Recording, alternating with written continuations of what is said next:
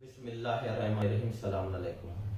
اللہ نے صاف طور پر فرما دیا ہے کہ اللہ اور اس کے رسول کی امانت میں خیانت نہ کرو اور نہ تم اپنی امانتوں میں خیانت کرو.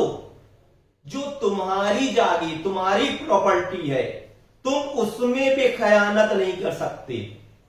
تو اللہ اور اس کے رسول کو تو چھوڑو, اس میں تو کوئی کر ہی نہیں سکتا. ہم جس مذہب پر پیدا ہوئے اس مذہب اسلام ہے.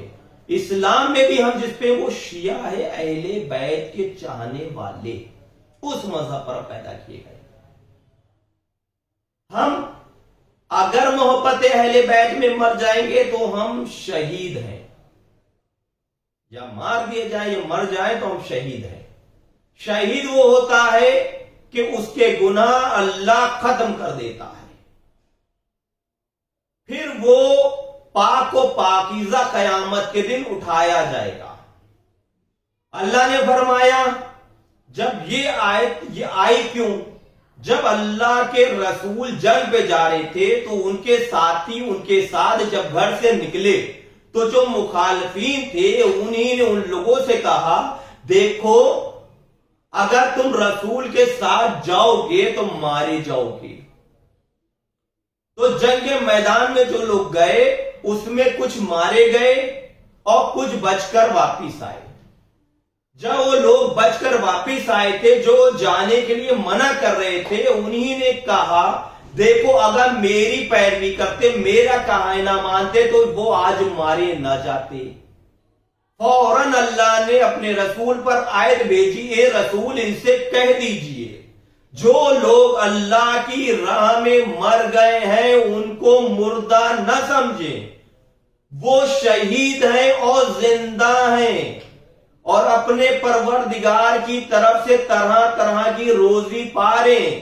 تم ان کی زندگی کی حقیقت ذرا بھی نہیں جانتے. اور جن سے کہیے کہ تم جاؤ گنبد قلعے جہاں تمہارے شمار میں کہ بچ جاؤ گے, مگر جب تمہیں موت آئے گی تو اپنے گھروں سے نکل کے میدان میں آؤ گے, وہیں مارے جاؤ گے. ہماری زندگی کہ ہم شیعہ گھر میں پیدا ہوئے اور من مانی زندگی میں نے جی, خیانت کی, لیماری کی, جھوٹ بولا, فریب کیا, اور اگر ہم مر گئے تو کہا یہ بھی شہید ہے.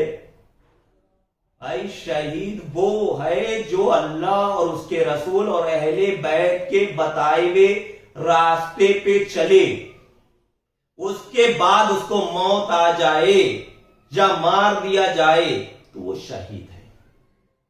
اگر اللہ کی راہ میں تم نکلے ہو, اس کی مشن کے لیے تم نکلے ہو اور منزل تمہاری ہے, اگر منزل تک پہنچنے سے پہلے تم مار دیے جاؤ یا مر جاؤ تو اللہ اس کا ثواب تمہیں دے گا.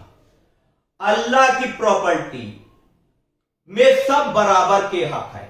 کعبے میں اللہ کا گھر ہے, اللہ نے فوراً کہا بیرونی اور مقامیوں کو برابر حق ہے.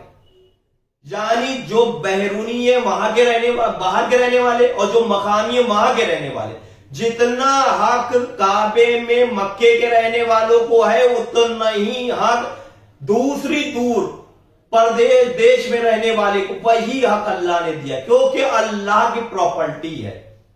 جو چیز اللہ سے منسوب ہو جائے گی, اس کے رسول سے منسوب ہوگی, اہل بیت سے منسوب ہوگی, اس میں سب برابر کے حقدار ہیں. ہمیں یہ دیکھنا چاہیے کہ ہمارے کاموں سے اللہ اور اس کے رسول کو نقصان نہ ہو. اگر ہم اس میں نقصان پیدا کر رہے ہیں تو عذاب کے حقدار ہیں.